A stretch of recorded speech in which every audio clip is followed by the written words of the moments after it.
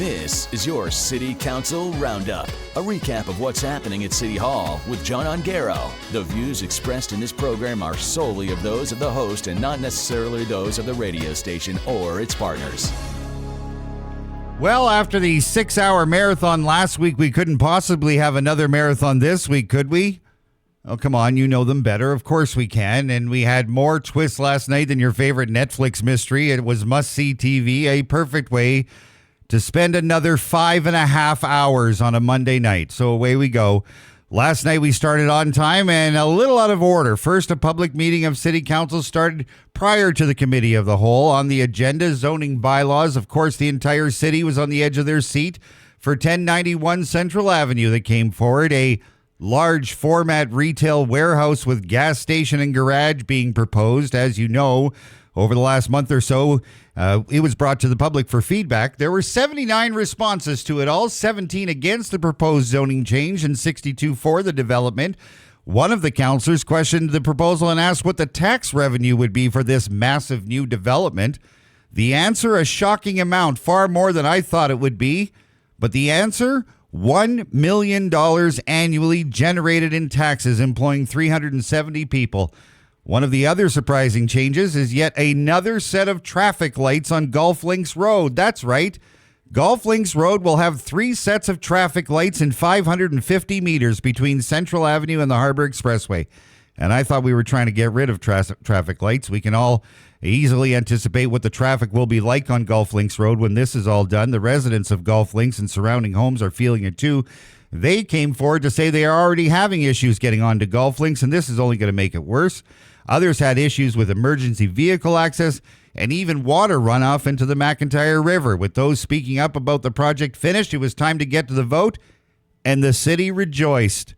The zoning was unanimously approved, and all of a sudden, with that, membership cards went up through the roof and was the hottest tickets in town. You know what that means. Enjoy your hot dogs and bulk chicken. No word yet on when construction will begin. Now, there were a few other presentations and discussions last night, but in the essence of time, we can't cover it all. But there were a few big-ticket items that needed some conversation, some expensive ones, too.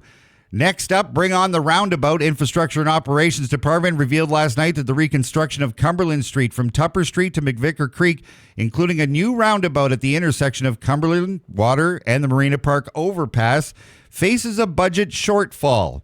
The project got four bids, the lowest being $3.7 million. The figure exceeds the $2.6 million approved and allocated in the budget. As a result, administration has recommended a relocation of funds to ensure that the project can proceed. So where's the extra money coming from? Administration proposes canceling the planned reconstruction of Lucy Court and Yonge Street on the south end of town, which had a combined allocation of $970,000. These funds will now be redirected to the roundabout. The increased cost comes from the urgent need to replace the underground infrastructure on Cumberland Street that surpassed its 100-year-old lifespan and its alignment with ongoing North Core renewal efforts. The reconstruction of Lucy Court and Yonge Street will be considered in future capital budgets. With that, after some discussion, it passed. Your new roundabout construction starts next month. Now on to the City Council meeting where a lot of important items came back. Just when you thought it was over, look what came back. After 2 hours of discussion last week and moving on from it, council composition came back again, this time brought forward by Councillor Mark Bentz, asking for a recorded vote and ratifying last week's decision, saying that the composition committee was not unanimous. And his suggested change to the recommendation from last week ensured that you had 70% vote of your council. 6 at large, 4 wards, 1 mayor, all placed forward for a revote. And then away we went. The back and forth started with Councillor Bentz suddenly becoming not the most popular person in the room. Councillor Johnson, yes, he actually said something last night, called out Councillor Bentz directly for going back onto the committee and finding out more information. That it was eventually turned down. He says that it's alarming that one member of council put forth their idea without much research. Councillor Oliver said the plan would double her workload, and it was concerning to her that one member can put forward a recommendation without community feedback. Yet that part, without community feedback, happens all the time. Councillor Agarwal is in favor of the suggested structure based on the fact that you get more votes than you did before. Actually, that's not true. It's the same as it is now. Voting for 70% of the council as a whole is better for democracy, she said. Back and forth they went, with at-large councillors supporting Bentz and, of course, ward councillors against it to save their own jobs, except for Councillor Aiello, who spoke up on the amendment and suggested that it's time for a change. And after watching the last few weeks of meetings, Councillor, I have to say I couldn't agree with you more. So the first vote recorded on Councillor Bent's amendments, place your bet, you got it, another split house, the amendment lost 7-6. With that, we went back to the original decision, which, as you remember, was leaving council as it is and passing it on to the next council to decide what happens next. So to the vote? Nope, not yet. In comes Councillor Gertuga with another amendment. He needed a seconder to bring it forward. Mayor Boschkoff jumped in to second it.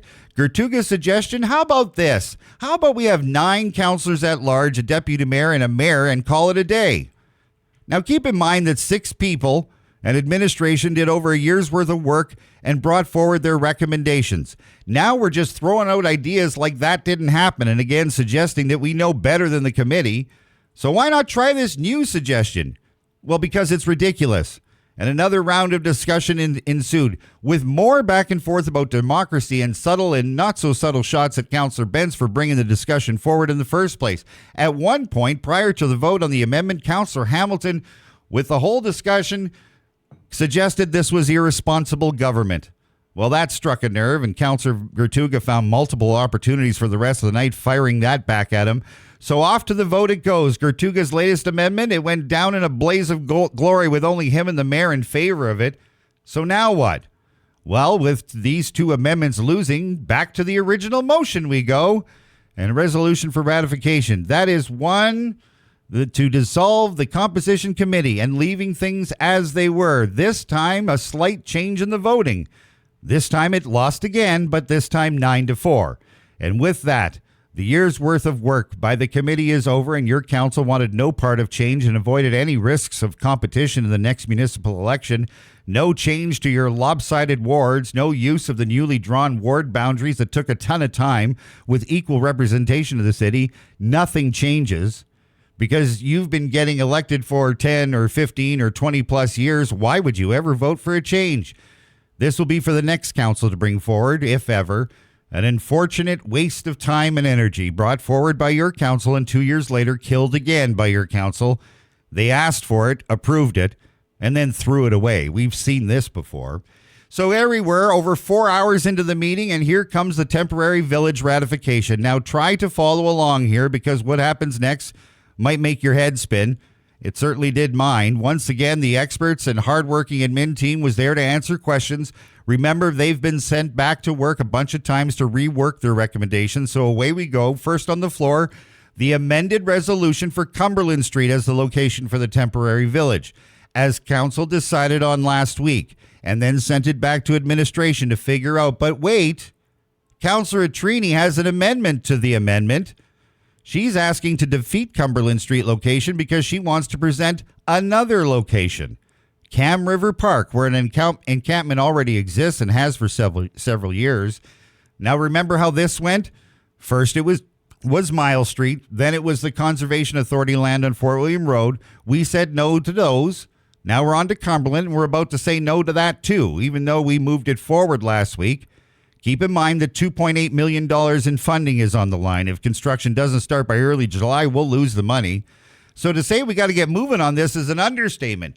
And you're reminded that this council's approved plan, part of the 10-part process to help those in need and make a positive change, they approved it. And now we're getting stuck on one of those points, the location of the temporary village. So around and around we went, back and forth, went along the path with different locations, even though we already voted on it. So administration had to step in to confirm that Cumberland and Cam River Park are feasible locations. But council moved forward on the Cumberland Street location with little consultation, actually none. And now we're on to location number 4, the Cam River Park site. Admin says they're concerned that it won't work. At first, they had a look at it, and the price tag was well over $5 million for the village because it included winter construction. And then they voted for Cumberland Street. So here we are again in the 11th hour, now contemplating another 4th location. But wait, here comes the infamous 11 p.m. resolution. You know how that works. It's where they vote to keep going on the meeting. All were in favor except for Councillor Johnson. As usual, he'd rather go home. So in comes City Manager John Cullen to explain to Council that they approved a 10-part plan that included choosing a site, and administration brought forward two sites for them. Mile Street and Cam River Park both were considered very good options, but administration discarded Cam Park because of the cost and the fact that it only has room for 80 units, but all of that could be built for between $5 and $5.5 million. With that, administration believes that Cam River is a better site over Cumberland, but of course that led to even more discussion of over what council already decided and changed their mind over. So we finally went to the vote on the amendment. The Cumberland Street location should be unanimous, right? We did it last week. Get going and choose Cumberland, just like they said. Nope. Cumberland is out. It lost in a 9-4 vote. So where does that bring us? Well, back to the original resolution, which was the LRCA site on Fort William Road.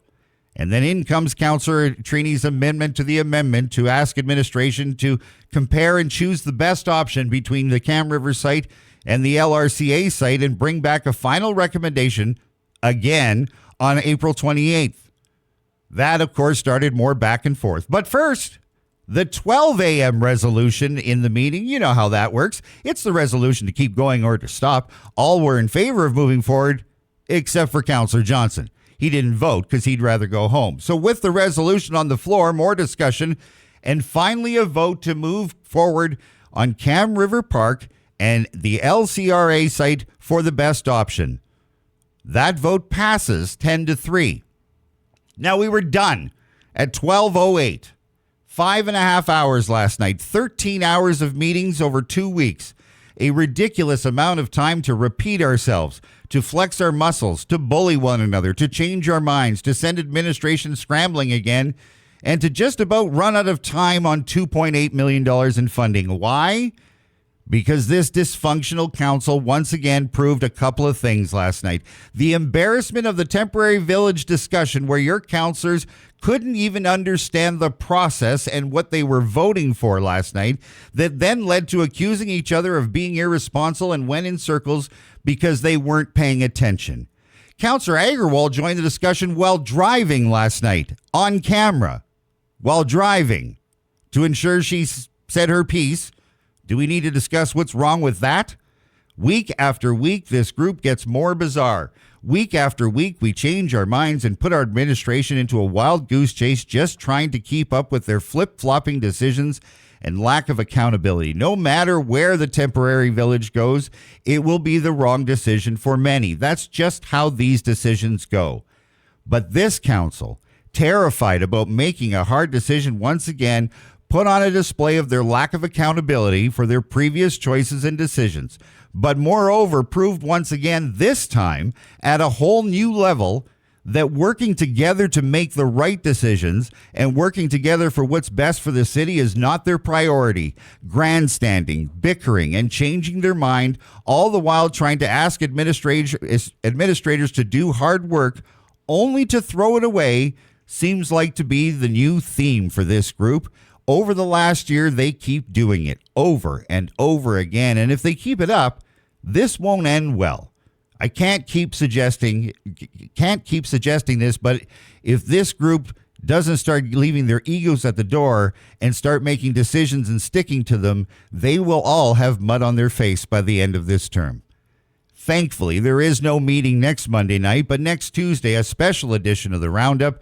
City Manager John Cullen will be our guest, and we'll have a lot to cover. This is 99.9 The Bay.